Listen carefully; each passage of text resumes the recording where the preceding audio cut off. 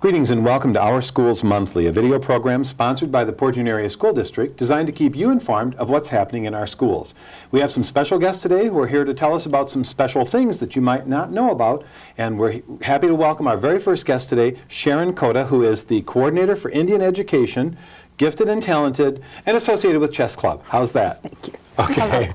Thank you, Sharon, for being with us today. Appreciate it very much. I know you're really busy and you got a lot of things going on right now, but I thought it would be nice. We haven't talked for quite a while. The last time I interviewed you was probably 2 or 3 years ago. Yes, it's been a while. When you built the big huts at the Indian site.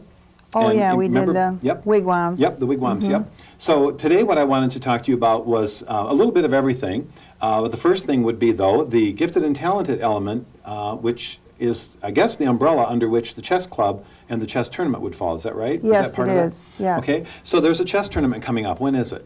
The chess tournament is next Saturday, March 25th. It's registration's at 8 o'clock. It's at Port Huron High School in the cafeteria.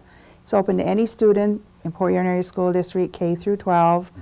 And we have probably about 10 or 12 chess clubs in the different schools. And they meet weekly, and then we come together at the end and we have a tournament. So it's great. You play someone close to your grade, and then at the end, each grade gets a trophy, a first place trophy, whoever has the most wins. Okay. It's a fun day. We usually have about 110 kids. Wow. Last year we had about 110 kids. This is our 10th year, celebrating our 10th anniversary. So we did invite some board members, some people from the community, and of course, you know, any parents come and stay. They volunteer. They're great. You know, they love watching their children. Right. Now, as I understand it, though, I'm going to back up on this just a little bit. It is on March 25th, because when we say this Saturday or this coming Saturday, this show will air for probably 3 or 4 weeks, so I don't want people to think it's still coming. So we'll only identify March 25th. March That's 25th. The day. And we've been doing this now for 10 years, so we can relate to what's happened 9 years ago, over the last 9 years. And I know that it takes place pretty much most of the day, morning and early afternoon on Saturday. Right, we're usually there till 1:30. And it's at Port Huron High School. Port Huron High. And are the games held in the cafeteria? In the cafeteria. Okay. And registration is from 8 to 10? No, registration is from 8 to 8:30. Oh, 8 to 8:30, okay. And we try to get going by 9, so everybody gets to play 3 rounds. Well, I volunteered to you for 8 to 10, so I thought that's why it was 8 to 10. 8 to 8:30, so folks need to come. We will work you from 8 to 10. I'm sure you will. It probably won't let me go at 10 o'clock either. So folks need to register then, and then we start the matches at 9. Right. And they're all by levels, but I understand that if there is, say there are only 2 people in one grade level, then they go to the next grade level?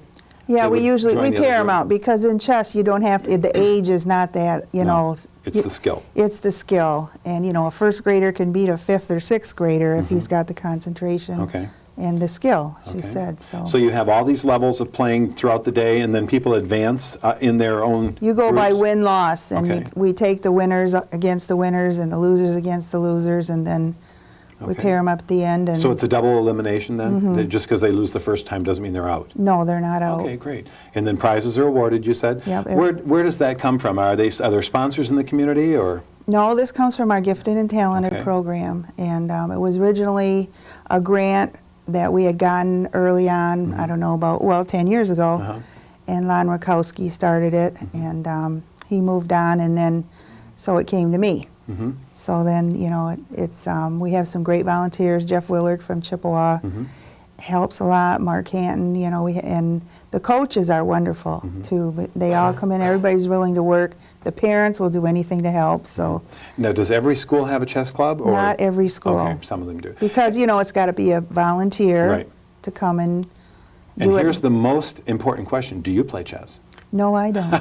I don't either, so we'll do well on So Saturday. that's what I said. That Don't Saturday ask morning. me about the game, but I'll I do pull know it. the names of the pieces and how they move, Right. but I've not played a whole lot. So I'll be safe to be your volunteer because I won't get sucked into the game anywhere. I won't, well, let me just try We'll that. put you at registration. Oh, that'll be You'll good. be That'll safe keep there. me going. Yeah. Now let me switch gears because we've talked about the tournament or the competition that Saturday, Right. March 25th.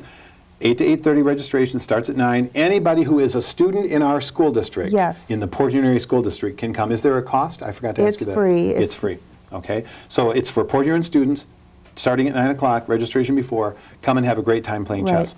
Switching gears. Indian Okay. education. Okay, Indian education. We're housed at Jefferson now. Mm-hmm. We have our own classroom, my office, so I'm there. You know, it's our own unit. And we've been working on the Ojibwe language, which is the most prevalent of all the tribes in this area. And we're teaching the language, and then we have gotten a group of, the children this year, they seem to come in stages, so they're all about the same age. So we've started a drum group. We have the interest. They're learning the Indian drumming and singing, and the girls are also learning. They do with the rattles and sing, so we did perform for their parents at Christmas time, and then we study the history and the language, and Well, I will say that your classroom at Jefferson is worth walking into because you feel like you've been teleported into an Indian site because all the relics and the symbols of things that are there. You have dream catchers on the wall, and you have some things that the kids have made, I think, to represent their Right. heritage. And it's a fascinating visit. And I think if people were to come by, you'd probably welcome people at the door, wouldn't you? Oh, And yes. say, come on in and Yes, see what we're I doing.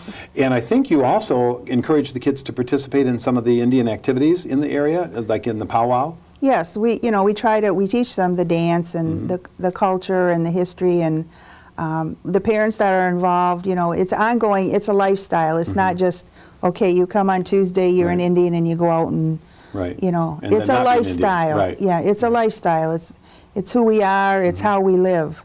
I took parents and students to a conference last week in Mount Pleasant at the Holiday Inn, and they learned about history and culture and technology. It all goes hand in hand, education, culture. You have to have a Art. complete circle. It was based on the art theme this year, how everything we do in our culture is art. And it all is all part of us. I think the fine arts are the longest representation of any group because the music of a group and the art of a group tells the story of the group for years to come. Right. So, Yeah, that's Yep. true. So And anybody, you don't have to speak the language to be able to appreciate the art of the culture. no, And but so- we're trying to keep the language going. But you mentioned it's the most prevalent language for the groups. How many groups are there? Just a rough number. How many different Indian groups, tribes might there be in this area? Nationalities among the Well, Indian there nation? could be, I bet there's at least 10 different nations. Wow. So they, I didn't realize there were they that move many. around, but, in the Great Lakes area, it's the Odawa, the Ojibwe, and the Potawatomi are the prevalent tribes. But so many people have intermarried, moved around, Right. so you could, find various. Right. But we have a tendency to forget that this was an area in our history that had Indian populations living here until somebody finds an arrowhead or some other artifact in a dig or even just out somewhere. I remember as a boy we found a couple of arrowheads because we would go out and play in the woods and dig stuff up and make forts, and so that is part of our culture, part of our history here in Port Huron. Well, yeah, we're the original people. We were the Right. first people here. So, I think in the Great Lakes area, a lot of people are very aware of the Indian history and culture, and you might see a lot of names and this and that, and and it may be a good thing coming with the casinos too, because they've built such beautiful structures and have such beautiful art that even though people are going there to game, they're still learning, who we are, and we're still here, and there's pros and cons to that, but Right. anyway, we're here and we're not going anywhere. So. Well, we're glad you're here because it's an important part of our own heritage, no matter who we are. Right. And it helped to establish the Fort Gratiot area, the Port Huron area, many, many years ago. Matter of fact, the city of Port Huron is celebrating its 150th birthday next year in 2007. So I'm sure the Indian Nation will be a part of that as well, the Indian community. I'm sure we will. Hopefully so. So thank you very much for being my Thank guest you. today and telling us about the Chess Club and about Indian education. Good luck in both of those programs and in other things that gifted and talented sponsors. I know there are many more programs. Right, we do have several more. Yeah, but this gives us an opportunity to reflect on one that's coming up. Yes. You're probably looking forward to it with great anticipation. It's a fun day. We have a lot of fun with the kids, and they really enjoy it. And it's just, they're sitting there, they're so calm and everything, but their little minds are just a-going, you know. They're so polite, and it's just a great day. Great. Well, I will see you at 8 o'clock on March 25th at Port Huron High School for the chess tournament. I will be looking for you. Thank you very much. And don't go away. I'll see you in just a couple of minutes when we come back with our next guest. Diabetes is a killer. After I was diagnosed, I didn't feel sick, so I didn't listen to my doctor. Then it struck. I had a heart attack, then a stroke, and I was only 49. Most people with diabetes also have high blood pressure and cholesterol, which can cause severe heart damage. In fact, 2 out of 3 people with diabetes die from heart disease or stroke. Don't let diabetes destroy your life. Call for your free diabetes survival guide. Choose to live. Our next guest is someone very near and dear to all of the students in our school district, even though they might not realize it. And that's because she's Mary Kurkowski, who is the Director of Food Services for the Port Huron Area School District. And even if your child brings a sack lunch to school, they might purchase something to drink along with that sack lunch, and Mary would play a role in that. Hi, Mary. Hi. Thanks for being with me today to talk about food services in the Port Huron Area School District. We promised our viewing audience that they would learn something more about our schools through this program, so what better opportunity than to talk about nutrition as we talk about school lunches. When I say school lunches, I know in the past most people would think about one thing. They'd visualize the tray, and son of a gun on the tray there is a square piece of pizza, some French fries, some chicken nuggets, and maybe a prepackaged hamburger. That might be what you see. But that's the old school lunch, and I don't think that's necessarily what students are seeing nowadays. Probably not the most nutritious lunches of the past, and some of those items have been replaced with much more nutritious choices. Could you tell us about that, please? Sure. We still have the square pizza, and it's still very Oh, popular. I'll have to come have some then. But it's taken a new look, Okay. and we kind of keep it, quiet, And instead of the high-fat cheese, now it's reduced-fat cheese. Okay. Still very popular. The kids enjoy it. Still have chicken nuggets, but instead of being deep-fried, they're now baked. Okay.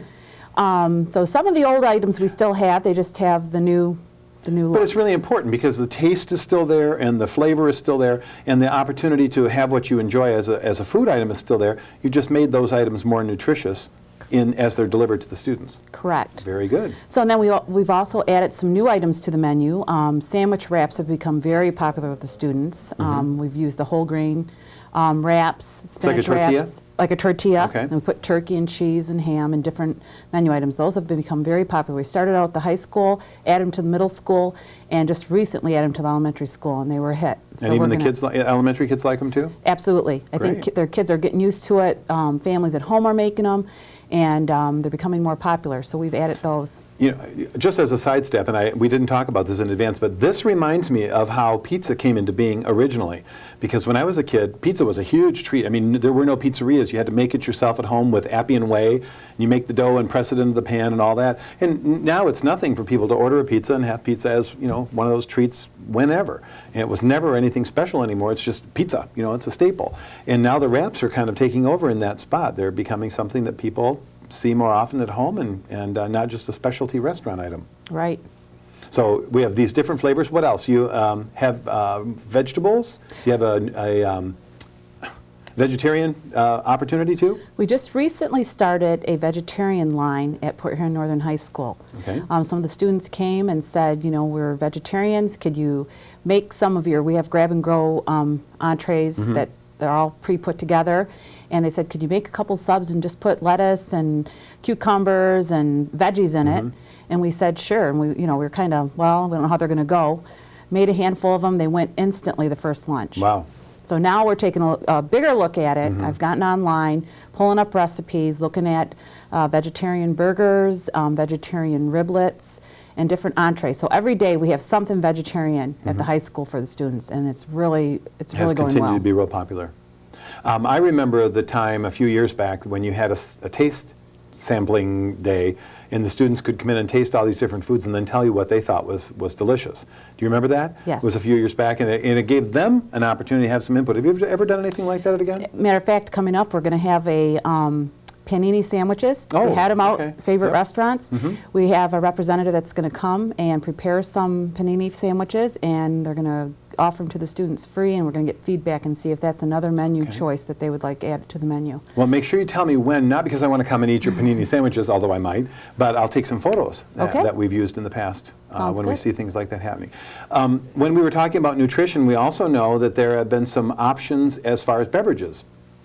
We've added milk vending machines to the 4 middle schools and the 2 high schools, and those have been very popular. Kids buy it before school, during lunch, after school, evening events. All the vending machines in the middle schools and high schools have been replaced with water, fruit juices, flavored waters that are on during the day. Any pop vending machines, which we still have at the high schools and middle schools, they're only on for evening events. So that's a huge change that I'm very happy to see. So kids Okay. are making healthier choices during the day, Right. but they can still have something in the evening if they want. Right. Now, when you talk about milk vending machines, the milk is also flavored, I understand. They could have like a strawberry flavored milk or chocolate, or is there anything else? We have white strawberry and chocolate. Okay. Every once in a while during the holiday time, we'll get, the milk company will come up with, at Christmas time we had eggnog, Okay. flavored milk, and Boy, I missed that one. Darn. Yeah, I that was a should have good come one. over, yeah. And then finally, I know that you also serve on a committee that is looking at the nutritional values of foods for kids and how we can help kids nowadays with identifying good food choices so that they avoid problems in health and problems in dietary habits in the future. That's what is the committee called? School health team. School health team, okay. And right now, we're currently working on the local wellness policy Okay. that needs to be in effect by July of this school year, 2006. All right. So we've made a lot of changes. We're continuing to make changes, and it's been a very positive thing for the district and for the students. It's not just the lunchroom; it's the whole school environment, school activity, and food choices. So. And I think that committee was part of the springboard behind the milk machines as well. I mean, I think there was communication about making healthier options for kids and looking at what the meals were, meal options were that were available to kids and how we could make them healthier for them. Yes, Right? yep. Okay. So basically, kids are still eating lunch at school. They don't realize that they're healthier for them because the flavor is still there, but we appreciate all the efforts made to help kids have a more nutritious lunch and more nutritious choices when they pick out the things that they're going to eat and drink at school. Appreciate it. And you also have that special cash register checkout thing. I never even thought to mention that they can pay in advance toward it and then just use their card. Is that still in place? That's still in place, and that's wonderful. If parents can pay in advance, it makes the lines go quicker, and when the lines Don't have go to quicker, fumble with change and all that. You just Exactly. give them the card. It's like a debit card, basically. Correct. Just swipe the card and off comes the cost of that lunch, and they have a balance in there for the next day. Yep. Excellent. Well, thank you very much for all the work that you do. I also know, by the way, and I want to throw this out, that the food service program is self-supporting, that basically there is no funding from the general fund dollar that pays for the food services, that you do such a great job of managing the cost versus the income from the food served, that it balances itself out and even helps sometimes to make some improvements in the kitchens at the schools. Yes, that's correct. We do a Okay. great job with it, and we're very proud of some of the new items we've been able to buy for the schools. Okay, maybe an oven or two and maybe some cupboards? Yep, Something new along cupboards that in line? a lot of the elementary buildings, Yeah. new cafeteria tables at both high Oh, schools. wow, I didn't realize that. Okay. New ceilings in the cafeteria area. So. Those things are all important to having a good ambiance, good environment for where kids can enjoy their lunch. Well, thank you very much for being my guest today. Thank I you. appreciate it very much, and good luck. I hope everything goes well, and continue offering those excellent choices for our kids for lunch and for beverages. Thank you. And we'll be right back with our last guest for today's program. Don't go away. These are poor coal mining communities where there's no jobs and no health care. Last year we had 7,000 people, so we know it's needed. Instead of being stationary in one clinic, we bring this clinic to 8 communities. People appreciate so much that we're able to be there with them in a moment of crisis. And that is a gift which keeps me on the road and keeps me going. Our last guest today does not work for the Portland Area School District, but has a very close association with our students in one of the programs sponsored by her organization, the Port Huron Museum. Our guest is Gloria Justice, who is Curator of Education for the Port Huron Museum. Hi, Gloria. Hi, Ken. Welcome to the show, and thanks for joining me today. I really appreciate it. I'm glad to. We have known each other for many years now because we both worked together on something called the Beatrice Thornton Art Exhibit. That's right. But before we talk about that, I want to ask you, have the dinosaurs left the museum?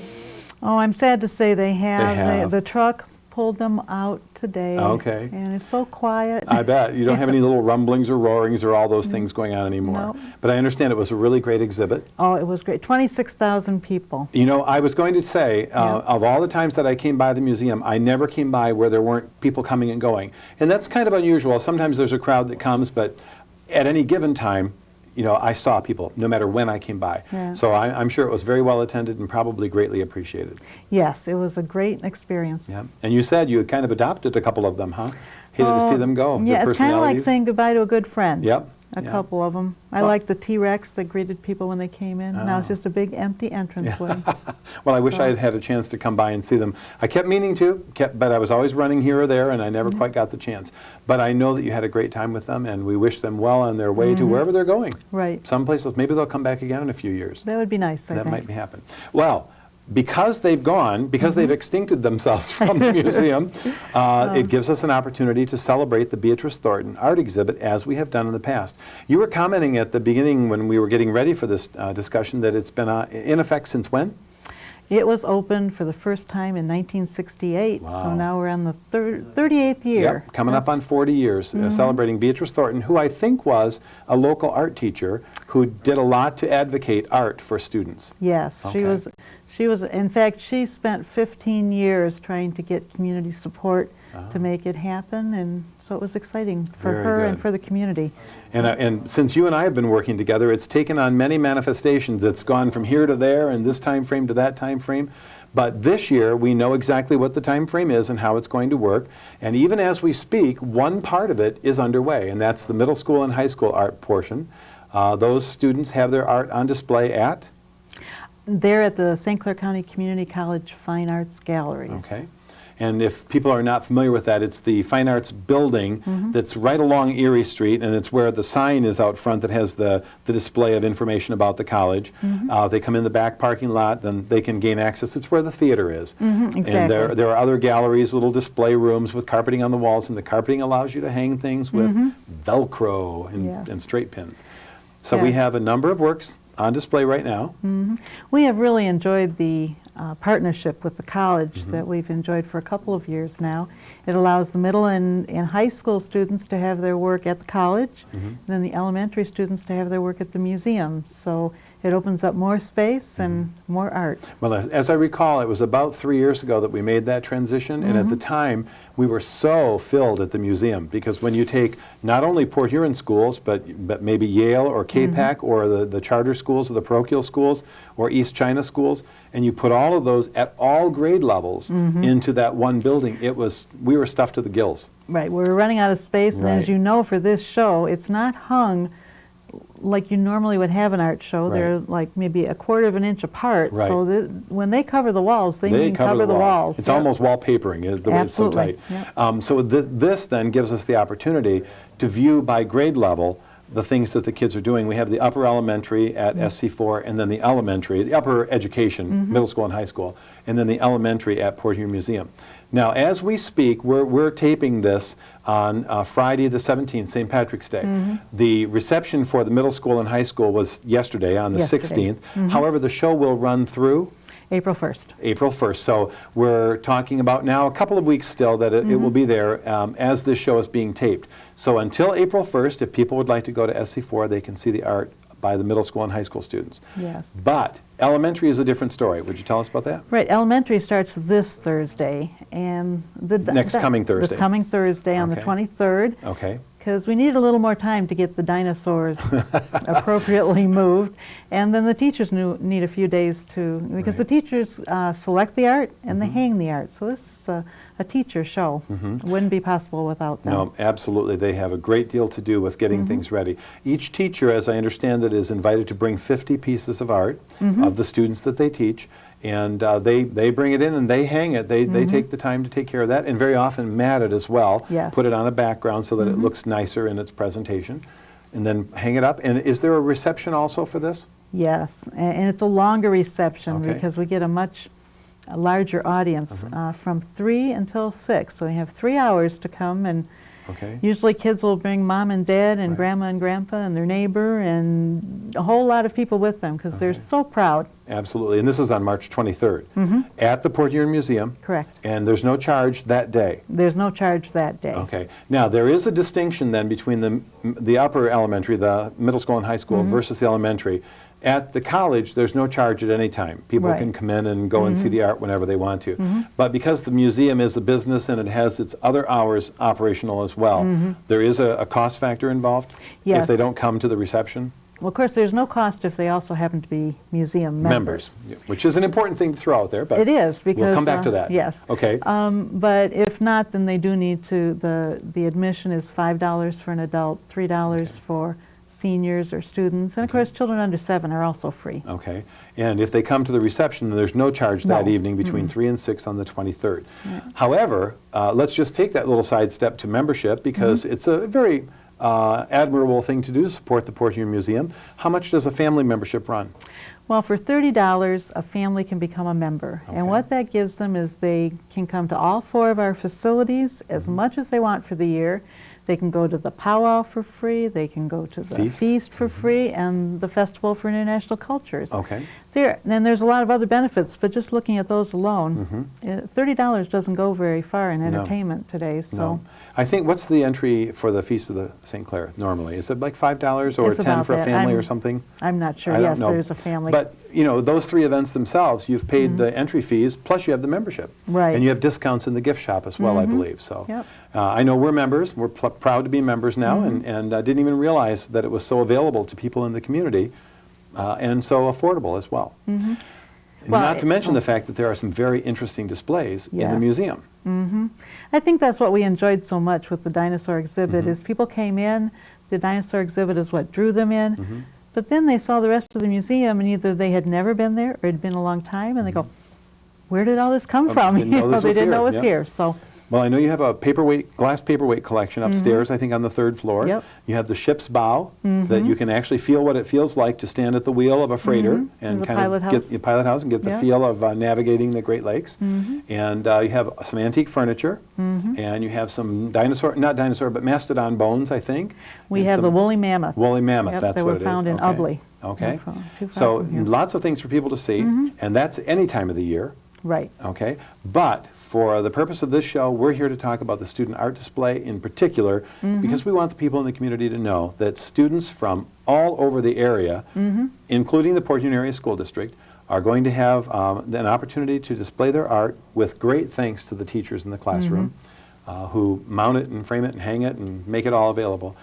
Starting now, right now for the middle schools and high schools Right. until April 1st, and starting March 23rd through April 23rd. April 23rd. That's what we didn't identify yet. So we have a month. So actually the elementary art will be on display during spring break. Yes, it will. So when kids are out of school, if people want to come by, it gives them something to do while the kids are at home. Yep. Come on down and see the student art. Yeah, we get a lot of very impressive exhibits at the museum, but I think the Beecher Thornton is one that is closest to my heart. I think there's such energy and creativity and color.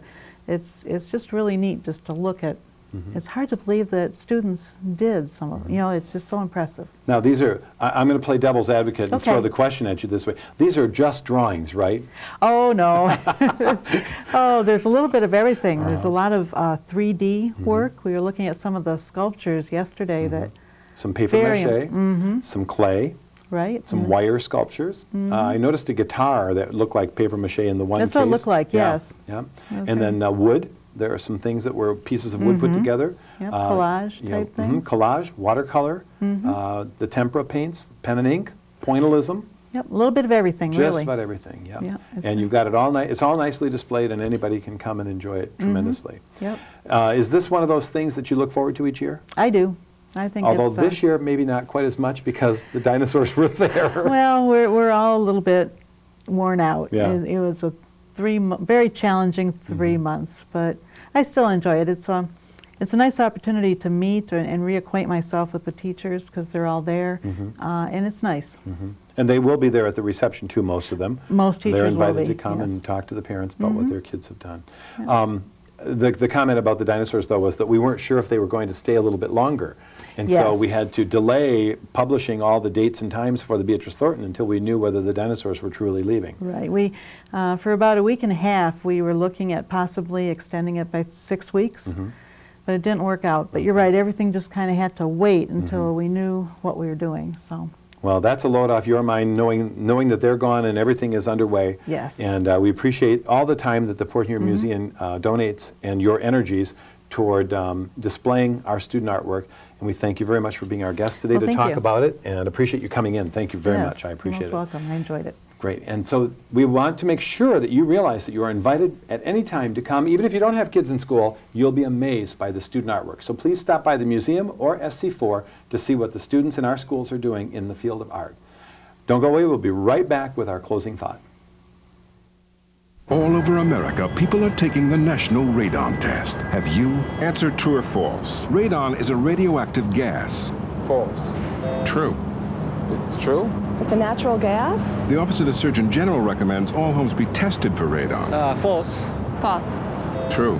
Radon is the second leading cause of lung cancer. False.